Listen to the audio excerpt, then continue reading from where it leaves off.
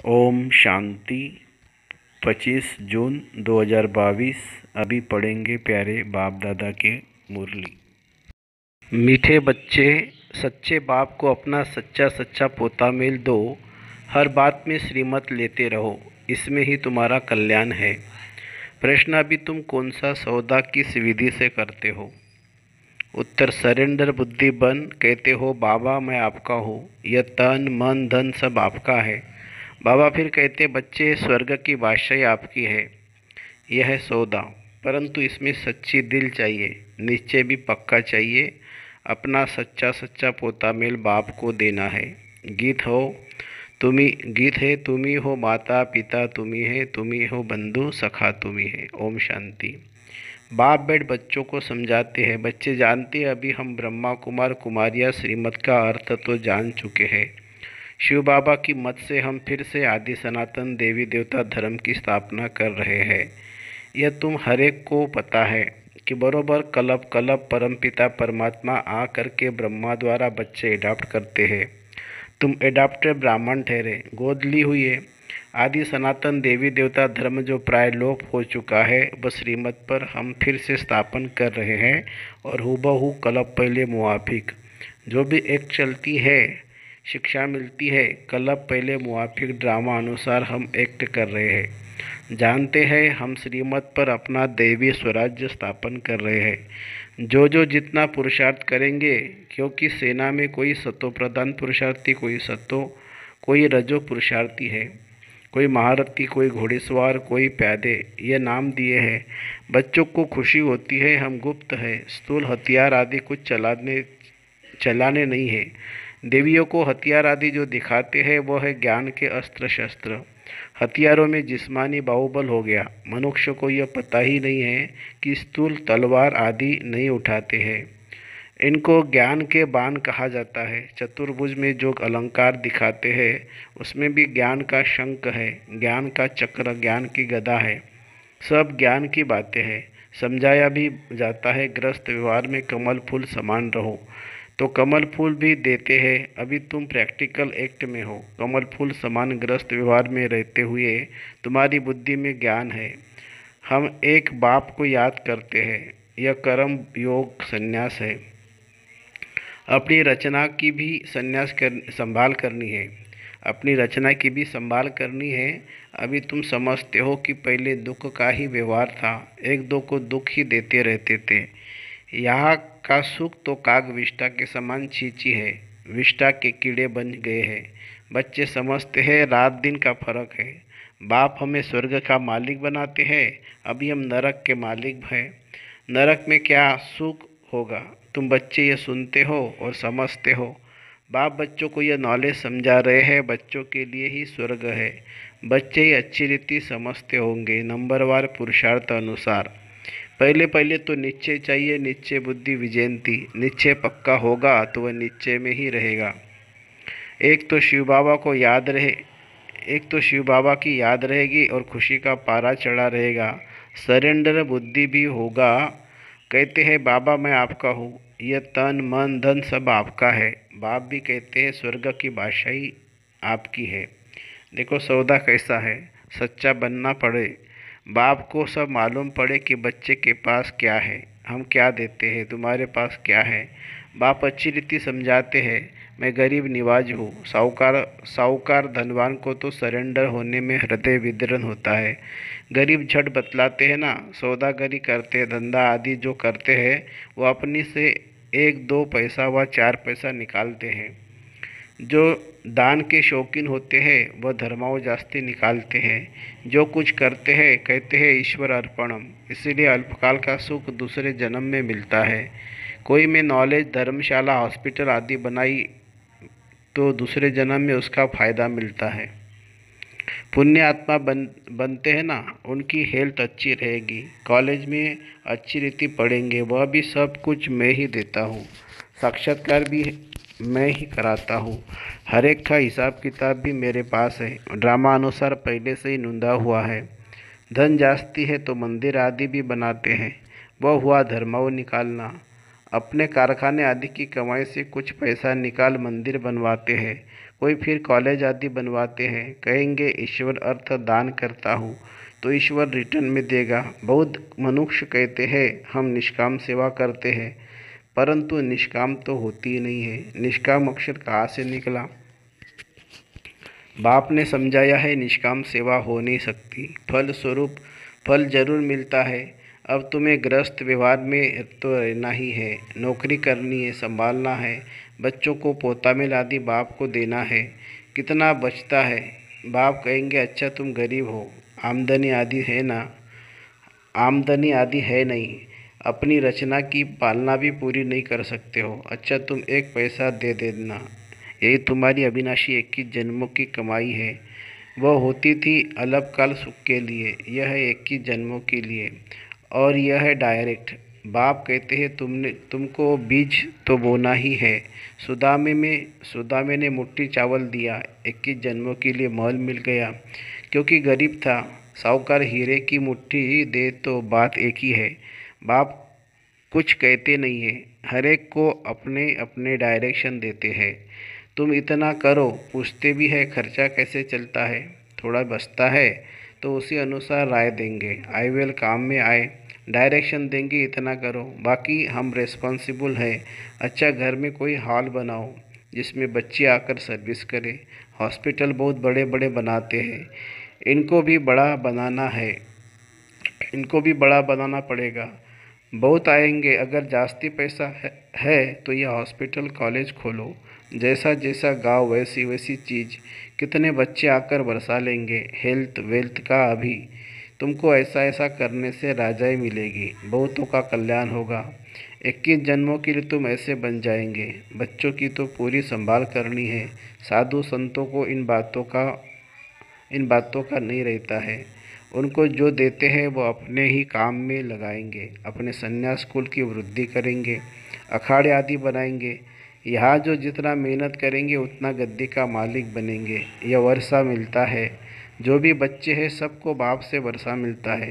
सिर्फ बाप कहते बच्चे तुम मुझे भूल गए हो, तुम कितना भटके हो, ठीक कर भीतर में जाकर ढूंढते ढूंढते अपनी टांग ही थका देते हैं। यह भी ड्रामा में नूंद है, फिर भी ऐसे होगा। सूर्यवंशी आए, चंद्रवंशी आए, फिर कैसे वृद्धि होती है, नई जन्म लेते गए हैं। यह सब तुम्हारी बुद्धि में है। भक्ति मार्ग में भी फल देने वाला मैं हूँ। पत्थर की जड़ मूर्ति क्या देगी? अभी तुम शूद्र वर्ण से ब्राह्मण वर्ण के बने हो। तुम जानते हो हम श्रीमत पर फिर से आदि सनातन देवी देवता धर्म की स्थापना कर रहे हैं। कल पहले भी की थी, फिर 84 जन्मों के चक्र में आ गए हैं। बाकी इस्लामी बौद्धि आदि यह सब बाई प्लाट्स है। नाटक सारा भारत पर ही है। तुम ही देवता थे, तुम ही असुर बने हो। रावण की प्रवेशता होने से वाम मार्ग में गिर तुम विकारी बन पड़ते हो। भ्रष्टाचारीपना शुरू हो जाता है। भ्रष्टाचारी भी पहले सतो प्रधान फिर सतो रजो तमो होता है। बाप समझाते इस समय सारा झाड़ जर्जरीभूत अवस्था को पाया हुआ है। अब यह खलाश होना ही है। जो देवता धर्म नहीं है वह फिर से स्थापना होना है।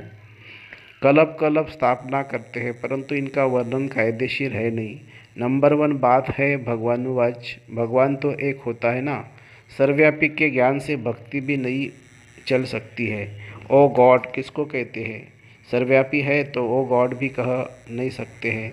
सतो प्रधान फिर सतो रजो तमो में आना ही है, इसलिए सब पति है। गाते भी है पतित पावन आओ। बाप आते ही है पावन बनाने, तुम पावन बन रहे हो। दुख में सिमरन सब करे, जब आफतें आती है तब याद करते हैं हे भगवान, परंतु जानते नहीं है। तुमको नॉलेज मिल रही है, तुमको सो फिर से देवी देवता बनना है। अभी यह कयामत का समय है, सबका हिसाब किताब चुकता होना है। अभी सब कब्र दाखिल है। बाप आकर जगाते हैं, यह ज्ञान कोई के पास है ही नहीं। आते रहेंगे, बनते रहेंगे, वृद्धि होती रहेगी। बाबा से पूछ सकते हैं मैं इस हालत में किस पद को पाऊंगा, बल्कि अपनी अवस्था से समझ सकते हो। अभी मार्जिन बहुत है। बाबा को याद करने के तुम सब पुरुषार्थी हो, परिपूर्ण संपूर्ण अंत में होंगे। इम्तिहान पूरा होगा, फिर लड़ाई शुरू हो जाती है। जब तुम नज़दीक होंगे तब बहुतों को साक्षात्कार होता रहेगा। एक दो को समझ जाएंगे कि यह क्या पद पाएंगे। समझ की बात है ना। आत्मा बेसमझ बन गई है। अभी फिर बाप कौड़े से हीरा बनाने के लिए समझदार बनाते हैं। बाप कहते, बच्चे यह युद्ध का मैदान है, तूफान तो बहुत आएंगे, सभी बीमारियां बाहर निकलेगी, अपने हुनर में होशियार बनो। उस्ताद कोई मदद नहीं करेंगे, हार अथवा जीत पाना तुम्हारे हाथ में है। उस्ताद कहते हैं यह माया की युद्ध है। माया बहुत पछाड़ेगी, न चाहते हुए भी 5-6 वर्ष ठीक चलते चलते फिर ऐसे जोर से तूफान आएंगे जो नींद भी पटपिटा देगी। बहादुर को थकना नहीं है, फेल नहीं होना है। इस पर छोटे छोटे नाटक भी दिखाते हैं कि कैसे भगवान अपनी तरफ, रावण अपनी तरफ खींचता है। तुम याद में रहने चाहते हो, माया तूफान में ला देती है। सो तो होगा, युद्ध करते रहना है। तुम कर्मयोगी हो, सवेरे उठकर प्रैक्टिस करो, बाप को याद करो। तुम्हारा है गुप्त, गुप्त सेना भी गाई हुई है। Unknowns warriors but very well knowns. तुम्हारा यादगार यह दिलवाड़ा मंदिर अननोन्स वॉरियर्स का यादगार मंदिर है, लक्ष्मी नारायण का नहीं है। यह फिर लक्ष्मी नारायण बनते हैं। तुम्हारा सब है गुप्त, स्थूल तलवार आदि कुछ भी नहीं है। इसमें सिर्फ बुद्धि का काम है। गाते भी है, आत्माएं परमात्मा अलग रहे बहुकाल। मनुष्य तो गुरु बनते हैं, सद्गुरु तो एक ही निराकार है, उनको ही पतित पावन कहते हैं। तो सद्गुरु हुआ ना। बाकी वह है कलयुगी कर्म कांड के। सब पुकारते हैं, ताली बजाते हैं, पतित पावन। सब सीताओं का राम एक है। अभी तुम्हारी बुद्धि में सब नॉलेज आ गई है। अपनी अवस्था को देखना है कि हमारे में कोई अवगुण तो नहीं है। क्रोध का भूत व काम का भूत तो नहीं होना चाहिए। लिखते हैं, पता नहीं क्या होता है, बहुत तूफान आते हैं। बाबा कहते हैं ये तो आएंगे, बहुत हैरान करेंगे, परंतु तुमको खबरदार रहना है, बाबा को याद करना है। बाबा आपकी तो कमाल है, कोई नहीं जानते कि आप राजधानी कैसे स्थापन कर रहे हैं। हम भारत के खुदाई खिदमतगार हैं, निराकार शिव की जयंती भी मनाते हैं, परंतु वह कब और कैसे आया यह नहीं जानते हैं। तुम जानते हो, शिव बाबा हमको प्रजापिता ब्रह्मा द्वारा वर्षा दे रहे हैं। यह दादे का वर्षा है। बहुत करके उनको बाबा बाबा कहते हैं। दादा और बाबा, बाबा है रूहानी, दादा है जिस्मानी। वह सुप्रीम रूह इस द्वारा वर्षा दे रहे हैं। यह बुद्धि में रहना चाहिए। श्रीमत पर चलना है। मनमना भव और चक्र का राज भी सहज है। स्वदर्शन चक्रधारी भी बनना है। तुम स्वदर्शन चक्रधारी हो, परंतु अलंकार विष्णु को दे दिया है, क्योंकि अभी तुम संपूर्ण नहीं बने हो। पहले तो यह निश्चय चाहिए कि हमारा बाप है, टीचर है, हमको शिक्षा दे रहे हैं, सद्गुरु साथ ले जाएंगे। उनका बाप टीचर गुरु कोई नहीं। कितना क्लियर समझाया जाता है, फिर भी बुद्धि में नहीं बैठता है। गृहस्थ व्यवहार में रहते निर्मोही बनना है। हम तो एक बाप के बने हैं, यही बुद्धि में रहना चाहिए। तुमको अंधों की लाठी बनना है। कोई भी मित्र संबंधी आदि हो तो बात करते करते यही पूछो, पतित पावन परमपिता परमात्मा से तुम्हारा क्या संबंध है। तुम्हारा लौकिक बाप तो वह है ना, फिर परमपिता परमात्मा किसका बाप है? तो जरूर कहेंगे हमारा। अच्छा, बाप तो स्वर्ग का रचिता है। भारत स्वर्ग था, अब नहीं है। फिर से बेहद बाप से बरसा लो, यह तुम्हारा हक है। याद करने से तुम वहाँ चले जाएंगे। कितनी पॉइंट्स है जो बुद्धि में धारण करना चाहिए, कितनी पॉइंट्स है जो बुद्धि में धारण करना है। अच्छा, मीठे मीठे सिक्की लदे बच्चों प्रति माता पिता बाप दादा का याद प्यार और गुड मॉर्निंग। रूहानी बाप की रूहानी बच्चों को नमस्ते। हम रूहानी बच्चों की रूहानी माता पिता बाप दादा को याद प्यार, गुड मॉर्निंग और नमस्ते बाबा, नमस्ते। धारणा के लिए मुख्य सार। अंदर में कोई भी काम या क्रोध का अवगुण है तो उसे निकाल सच्चा सच्चा खुदाई खिदमतगार बनना है। तूफानों में खबरदार रहना है, हार नहीं खानी है। दूसरी पॉइंट, बाप के डायरेक्शन से सुधा में मिसल चावल मुट्ठी दे 21 जन्मों की बादशाही लेनी है। वरदान, संगठन में न्यारे और प्यारे बनने वाले, संगठन में न्यारे और प्यारे बनने के बैलेंस द्वारा अचल रहने वाले निर्विघ्न भव। जैसे बाप बड़े से बड़ा परिवार वाला है, लेकिन जितना बड़ा परिवार है उतना ही न्यारा और सर्वा का प्यारा है, ऐसे फॉलो फादर करो। संगठन में रहते सदा निर्विघ्न और संतुष्ट रहने के लिए जितना सेवा उतना ही न्यारापन हो। कितना भी कोई हिलावे, एक तरफ एक डिस्टर्ब करे, दूसरे तरफ दूसरा, कोई सेलिब्रेशन नहीं मिले, कोई इंसल्ट कर दे, लेकिन संकल्प में भी अचल रहे, तब कहेंगे निर्विघ्न आत्मा। स्लोगन है, देही अभिमानी स्थिति द्वारा तन मन की हलचल को समाप्त करने वाले ही अचल अडोल रहते हैं। देही अभिमानी स्थिति द्वारा तन मन की हलचल को समाप्त करने वाले ही अचल अडोल रहते हैं। अच्छा, ओम शांति शांति शांति। शुक्रिया बाबा, शुक्रिया। Thank you Baba, thank you.